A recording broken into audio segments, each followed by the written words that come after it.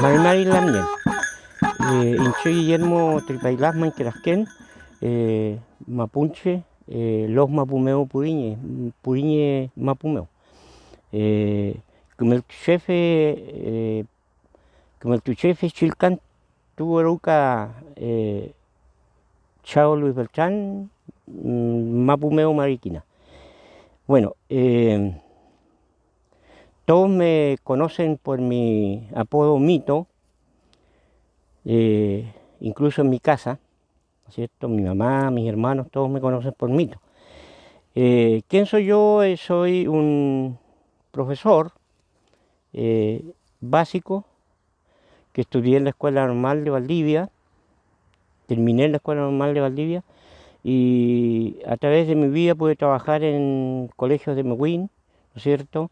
Y cuando me licencié o hice mi seminario como profesor, lo hice justamente en la zona lasquenche de Alepúe, Chanchán, Maquillahue, donde pude conocer hermanos loncos, hermanas machi, hermanos machi también. Y, y de ahí bajó mayormente mi interés, ¿no es cierto?, por la cultura, mi cultura, por la cultura mapuche. Al conocer, ¿no es cierto?, que nuestra cultura y al ver que nuestra cultura no era conocida o se iba perdiendo. Y ahí nace el entusiasmo mío. Yo tuve una conversación un día porque tenía el interés de ver de qué forma comenzaba yo a recuperar la cultura, como te decía, que se iba perdiendo. Y un día una conversación con otro hermano de Mehuín, un día cualquiera nos sentamos a conversar, así mismo en un trozo, y yo le dije, oye, me gustaría a mí hacer una ruca. Pero yo en ese momento pensaba hacer una ruca como con fines comerciales, ¿ya? O sea, una ruca para vender, qué sé yo, comida, comida típica y comida común y corriente.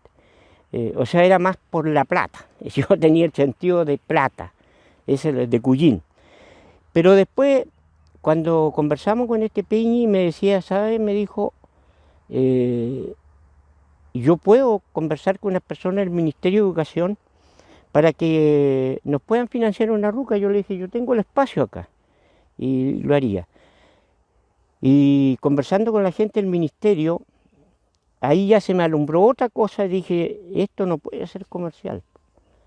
Mejor hagámoslo, le dije, hagámoslo como algo de educación, como de cómo nos metíamos con la cultura mapuche hacia la gente común, pero también cómo podíamos meternos a los colegios, ¿no es cierto?, con los niños, para partir de ahí y de ahí ir recuperando la cultura, porque yo creo que ese fue un espacio muy bueno para San José la Mariquina, la ruca, ¿ya? Porque fue quizás la primera ruca de recuperación cultural y museo ruca, ¿ya?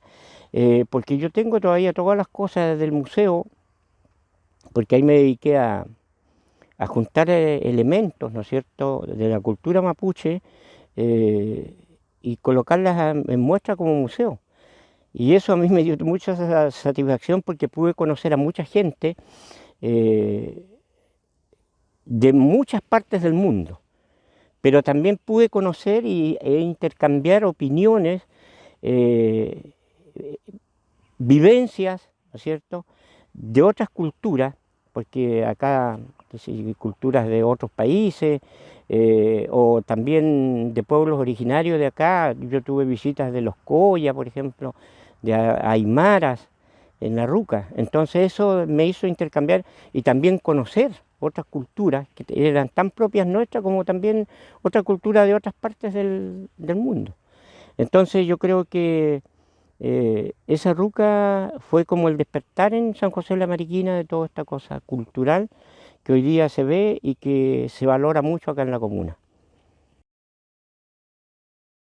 Me presentó una comunidad mapuche de acá, del lugar, como una posibilidad, ¿no es cierto?, de obtener el premio. Y yo tampoco me sentía, como le dijera, tan esperanzador de haber ganado el premio, porque bueno, uno hace su trabajo, siempre lo he hecho con mucha humildad, tratando de hacer lo que uno sabe, como también tratando de aprender más y saber mucho más y difundirlo.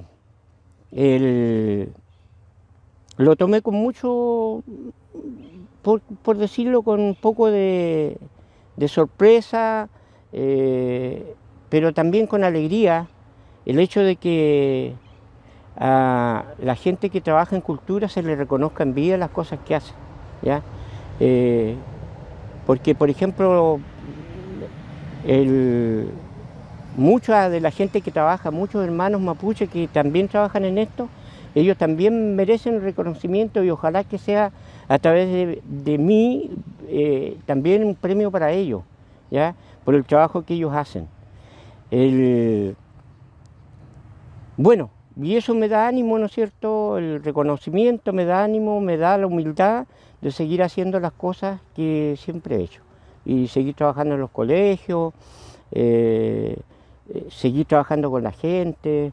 Yo lo que me gustaría, sí, por ejemplo, a través de, bueno, antes, sino una vez que se haga la ruca ya seguiremos trabajando en la ruca, pero también si se pudiera, a través de proyectos, de escuelitas de verano que se pudieran hacer en las poblaciones de mi pueblo, donde están los niños, muchas veces no tienen que hacer algo y tienen interés por algunas cosas, hacer cursos, por ejemplo, de Mapudungún, cursitos chicos, cortos de Mapudungún, qué sé yo, en un espacio, en una junta de vecinos, y juntar a unos niños y enseñarles un poco de Mapudungún, de la cultura, algunas cosas, enseñarles algunos juegos, tocar los instrumentos, eso sería bueno, ¿ya? En hacer cursitos de verano en las poblaciones, porque de repente la cultura no está donde hay que buscar de cómo a ver, insertamos a esa gente de la población a lo que está haciendo el que toca la guitarra, el que está haciendo el que canta, el que está haciendo el que toca el violín, el que está enseñando Mapudungún, ¿ya? Entonces de ahí es donde tenemos que partir para que también haya un respeto hacia, en el caso nuestro, hacia nuestro pueblo. Porque muchos nos tildan de flojos, de ignorantes, y resulta que la cultura nuestra es diferente, ¿ya? Nosotros no sabíamos, nuestros antepasados no sabían leer, como le decían, escribir, pero ellos escribían en estos signos, sus instrumentos eran de cosas naturales, ¿no es cierto?, que los fabricaban con cosas naturales. Entonces, esa es parte de la cultura, ¿ya? Esa es parte de la cultura cuando todo lo nuestro se hacía en forma natural y se enseñaba también a través del hablar, del mapuzungún, ¿ya? A través del ruido de las palabras. Y para esto estaban los EPU, por ejemplo, con los niños. Los EPU que son historias que contaban los antiguos en las noches de invierno, en las noches en la ruca, su conversación era esa, ¿ya? Y a los niños se les enseñaba con EPU de cómo comportarse, de cómo cuidar la naturaleza, de cómo cuidar los pájaros, cómo cuidar los árboles, todo lo que es natural, cómo cuidar el agua, los peces, todo eso. Mira, hay una cosa bien, acá en San José se comenzó a conocer el Huachipantu, la nueva salida del sol, Año Nuevo Mapuche le dicen algunos, pero es la nueva salida del sol. Esa celebración comenzó a partir de acá en la ruca, porque el primer Huachipantu se hizo en la ruca cuando se inauguró la ruca, ya, donde se llenó de gente, porque fue algo muy novedoso. Bueno, siempre fue novedoso. De la partida partimos con bastante gente que admiraba el trabajo cultural que hacíamos en la ruca, y de ahí parte el Huachipantu. Y hoy día ustedes pueden ver también que en todos los colegios ya están realizando la actividad del Huachipantu. y enseñando mapudungún. Y a través del mapudungún algunos dicen, ¿de qué me sirve esto? Y yo les digo, claro que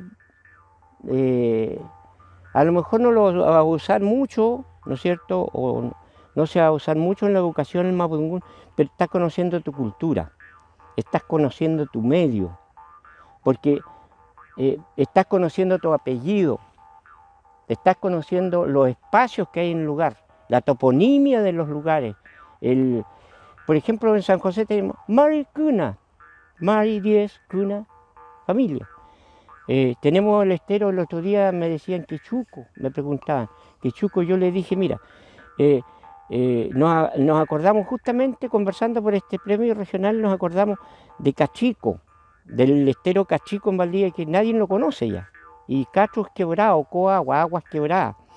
Entonces, yo le decía en Valdivia, el estero Cachico, por ejemplo, lo rellenaron de tierra y ahí ahora está hasta un mola.